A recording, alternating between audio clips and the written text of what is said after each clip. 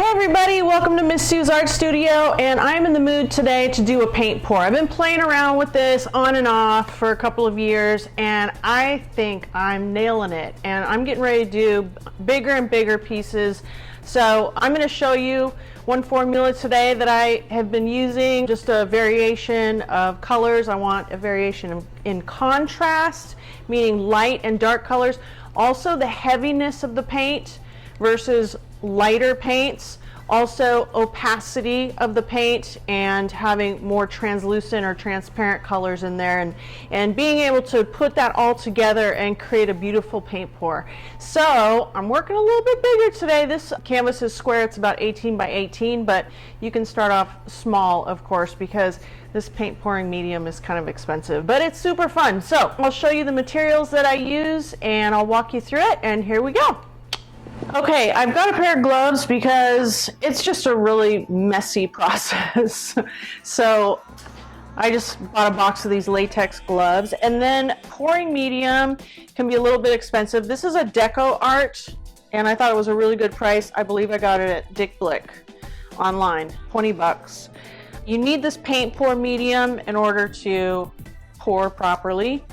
And then this is a silicone. I have this water repellent. It's called Rain-X. You might have this in your garage. There's all kinds of silicone products that work. You can experiment for yourself. And I put it in a little spritzer bottle. Now I've mixed up the colors that I want to use, and I put them in order and numbered them. But I wanted to show you the consistency. So you want this to be runny like this. So if you have thick acrylic paints like I do, I have heavy body paints, a lot of them are, and I like to just use what I have. You're going to use a lot more pouring medium to paint ratio. It's probably going to be like 10-to-1. For that heavy body acrylic. If you have a thinner acrylic paint, it might be more like a 1-to-2 ratio. But I just mix it in until I get this nice kind of batter, like pancake batter. So I want to get my gloves on because it took me a long time to clean my hands yesterday. And I've got a pretty large cup here. This is a red Solo cup. And because this is an 18 by 18 canvas, pretty good size, so I want to make sure I have plenty of paint. So I'm going to move some things aside. Alright, I'm going to start with this deep phthalo green, and I actually added a little bit of black into it to darken it even more. I'm just going to pour that in there. This is the last one that I did, and I liked the colors a lot, but I'm going to actually lighten them up even more, and I'm using more light blue today. I love the metallics, and you want to put your metallics in at the beginning because they're heavy and they're going to go to the bottom. Oh, after your first color, you're going to take your Rain-X and you're going to do 2 or 3 squirts. 3. How about that? Because this is a big paint pour. Okay, now I'm going to do my gold. I have actually 2 cups of gold. I might do a little more. Now I have metallic black. I'm going to start pouring from up high. I've got a light magenta. I'm going to pour from very high up. I want it to kind of go deep into those other colors. Got a semi-transparent turquoise here. Also gonna pour from up high. A little shot of red. You can see that the red, when you put the paint pour medium in there, it lightens it up. It kind of mutes the color a little bit, but it'll come out just beautifully. A little shot of white, semi-translucent here, orange, a little shot of orange, and then I want a good amount of this light blue. Okay, now here comes the tricky part when you're working with a big canvas. Oh, you want to cut through a little bit. You can take a craft stick or palette knife, and I'm just going to cut through just a little bit and get that paint kind of working together. Okay, I'm going to stick that on there, and here goes the flip.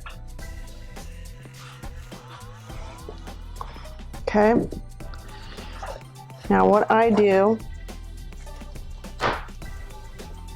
is I'm just going to slide this around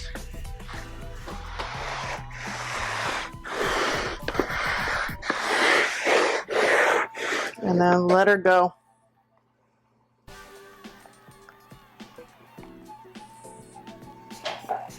Okay, a lot of greens in here, it's pretty.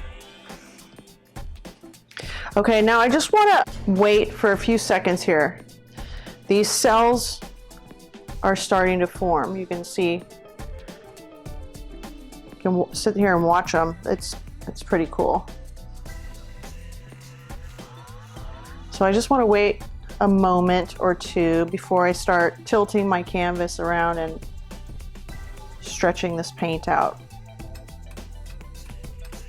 There's already some cool stuff happening here. Okay, now, you know, I'm seeing that I have a lot of green in here, which is really pretty, but I sort of wanted some more. I'm gonna just do like this, because I want a little more blue in there. Give it a little spritz. And then slowly start tilting.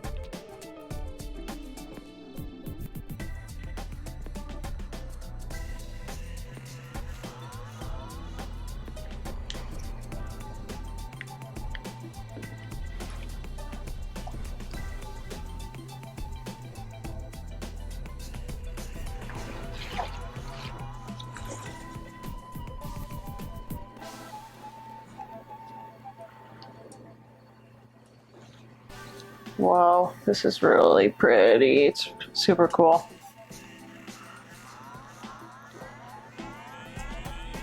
So when the turquoise and the orange and red come together, you kind of get some nice earthy tones, which I like. I like just more natural looking colors. Oh, I love this. This is really cool. I want to make sure I get all these edges covered though. Awesome. Really beautiful marbled look. Awesome.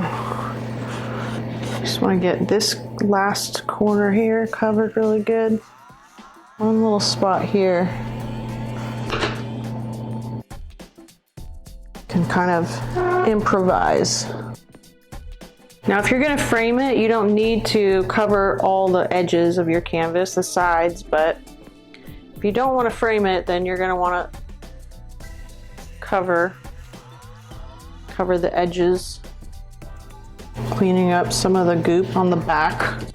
This is done. Well, I see one little spot right there. There it is. That's really beautiful. I'm excited. That looks really cool. So enjoy. Okay. Should I put my apron on? I like this sweater jacket. That's nice. Okay. I just don't want to show my arms. Hey everybody, thank you so much for watching this video. If you liked it, please leave me a comment. And if there's anything that you want to see me demonstrate, or if you have a question, let me know. Also, please subscribe to Miss Sue's Art Studio. Thank you so much for joining me, and I'll see you again next time. Bye.